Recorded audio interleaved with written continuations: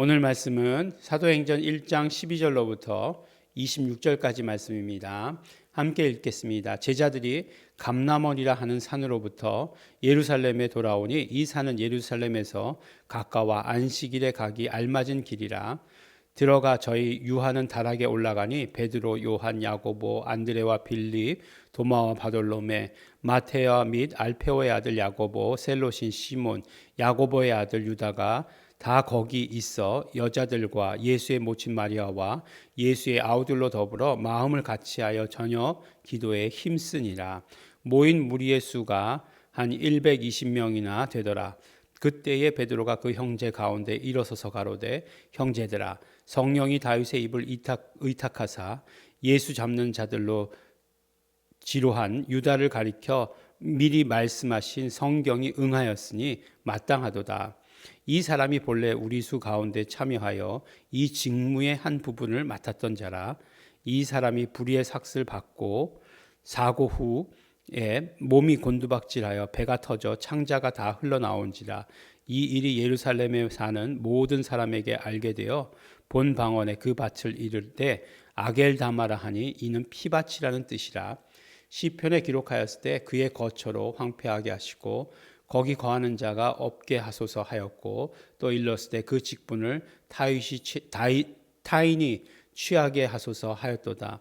이러함으로 요한의 세례부터 우리 가운데 올리어 가신 날까지 주 예수께서 우리 가운데 출입하실 때에 항상 우리와 함께 다니던 사람 중에 하나를 세워 우리로 더불어 예수의 부활하심을 증거할 사람이 되게 하여야 하리라 하거늘, 저희가 두 사람을 천하니 하나는 바사바라고도 하고 별명은 유스도라고 하는 요셉이요 하나는 마띠아더라. 저희가 기도하여 가로되, 뭇사람의 마음을 아시는 주여, 이 두 사람 중에 누가 주의 택하신 바 되어 봉사와 및 사도의 직무를 대신한 자를 보이옵소서. 유다는 이를 버리었고 제 곳으로 갔나이다 하고 제비 뽑아 마띠아를 얻으니 저가 11사도의 수에 가입하니라. 아멘. 네, 사도행전 1장에서 이제 예수님의 승천과 더불어 중요하게 이제 기록되어 있는 것은 무엇이냐면 바로 이제 그 마가의 다락방에서 성령 오심을 기다리는 거죠. 그 기다리는 가운데 어떤 일이 있었느냐? 바로 그 12제자 중에 한 사람을 뽑은 거예요. 근데 이제 12제자는 모두가 다 예수님께서 직접 선택하신 사람들이에요. 근데 이제 하나의 결혼이 생겼죠. 누구죠? 가룟 유다죠. 가룟 유다가 은 30에 예수를 팔고서 그 다음에 마음에 깊은 자책을 받아서 이제 뛰어내렸죠. 뛰어내려서 죽었는데 창자가 터져서 죽었다라고 이렇게 기록되어 있지 않습니까? 그러니까 그 12명 중에 한 사람의 그 결혼을 채우는 거예요. 예. 그래서 사도의 수가 몇 명이요? 12이 되게 하는 거죠. 그 얼마 전에도 누가복음 할 때 말씀드린 적이 있는데, 누가는 사도라는 것에 대해서, 사도라는 말의 사용에 대해서 굉장히 사실 엄격했어요. 그래서 사실 사도행전에도 보면 베드로를 사도라고 얘기하지 않습니다. 뭐 두 번인가는 나와요. 두 번인가 나오는데 베드로가 바울이요, 바울을 사도라고 얘기하지 않아요. 예. 그러니까 굉장히 엄격한 잣대를 들이댄 거죠. 근데 사실은 바울의 서신서들을 보면은 자신이 사도다라고 하는 것에 그 이야기서부터 편지를 시작하잖아요. 근데 누가는 그렇게 잘 이야기하지 않습니다. 너무나 재미있는 장면이죠. 근데 결국은 누가는 예수님께로부터 지명받은 그 12를 사도라고 이렇게 생각했던 것 같아요. 그래서 그 사람들을 사도다. 물론 뭐 어떤 면으로 이야기하면 이제 뭐라고 얘기할까? 이제 딱 정확하게 그 분리한 거죠. 그래서 예수님의 제자가 여럿이었거든요. 보니까 오늘 말씀 중에서도 결국 이 뽑은 사람도 예수님의 제자 중에 한 사람을 뽑은 거예요. 그러니까 제자는 여럿이었어요. 근데 이제 12사도라고 얘기하는 사람은 이제 12명밖에 없었다는 거죠. 근데 꼭 뽑아야 됐었나? 이제 그런 생각이 들죠. 네. 왜냐하면 그 다음에 마띠아를 뽑았는데 마띠아가 나오나요, 성경에? 네. 마띠아가 성경에 나오지 않아요. 네. 마띠아가 한 일이 뭐라고 나오지 않습니다. 물론 뭐 외경 같은 데는 있죠. 제가 마띠아라고 하는 이름을 본 게 어디서 봤냐 하면 예, 공주, 충청도 공주에 내려갔는데 예, 네, 또 재미있는 이야기예요. 네, 공주에 내려갔는데 뭐가 뭐 마띠아 지파라고 되어 있더라고요. 그래서 그 마띠아 지파가 뭔가 아니 무슨 마띠아 지파라는 게 있어. 그리고 봤더니 네, 신천지, 예, 신천지예요. 그래서 아니 뭐그뭐그 그러니까 유대의 12지파 하면 예, 그 야곱의 12아들의 이름이잖아요. 12아들의 이름인데 무슨 저기 뭐야 예수님의 12제자의 이름을 갖다가 12지파라고 얘기해. 뭐 이제 그렇게 생각하게 됐죠.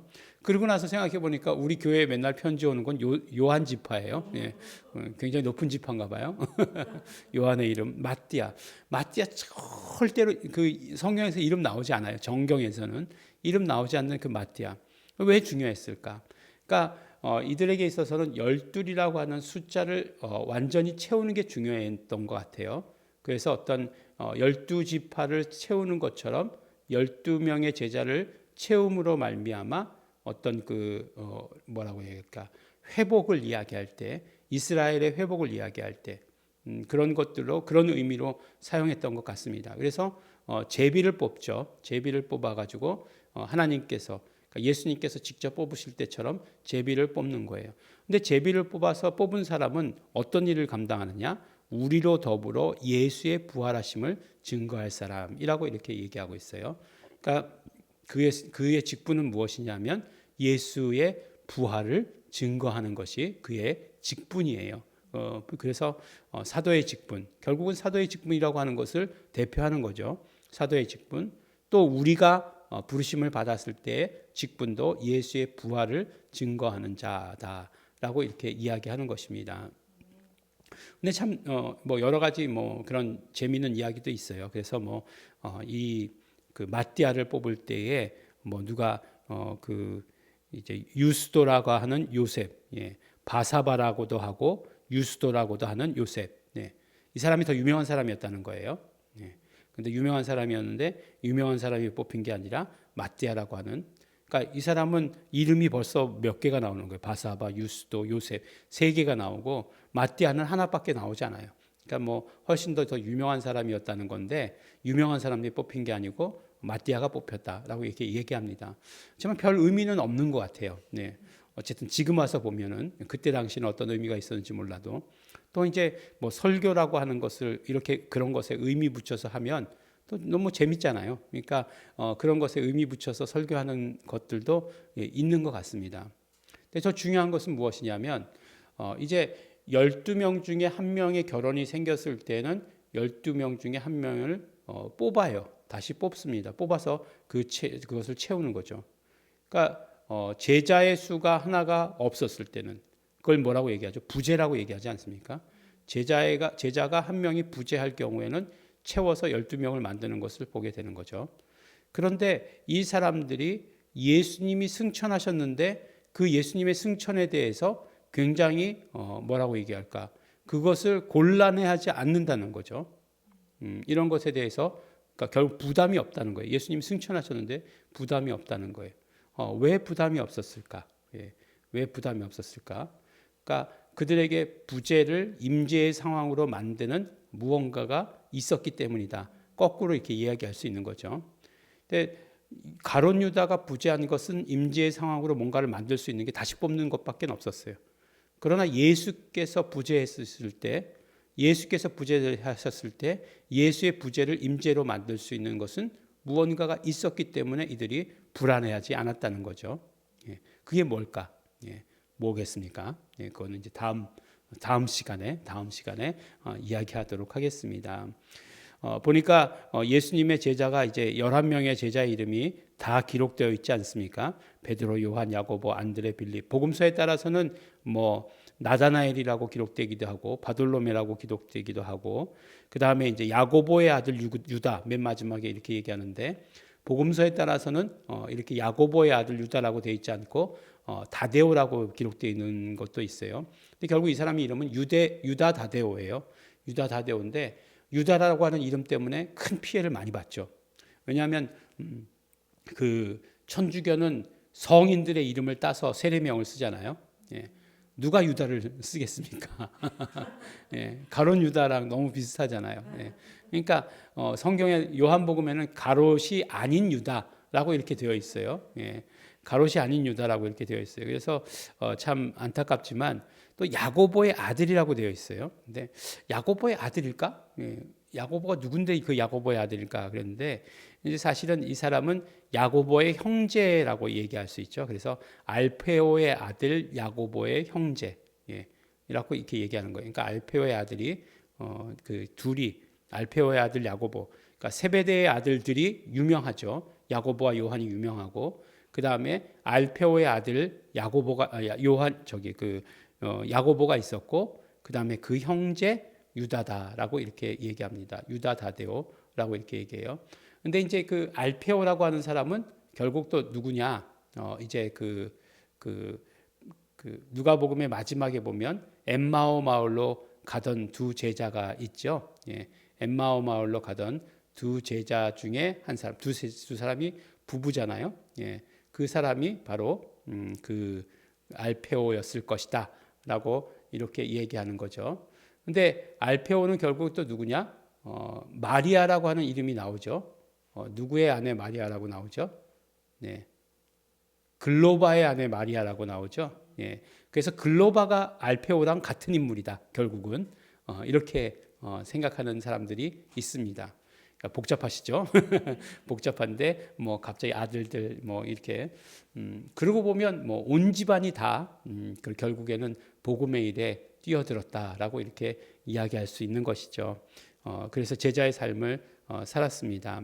오늘 말씀을 보면 결국은 그렇게 예수님 그 성령님의 오심을 기다리면서 이들이 원하고 바랬던 것은 이스라엘의 회복이에요.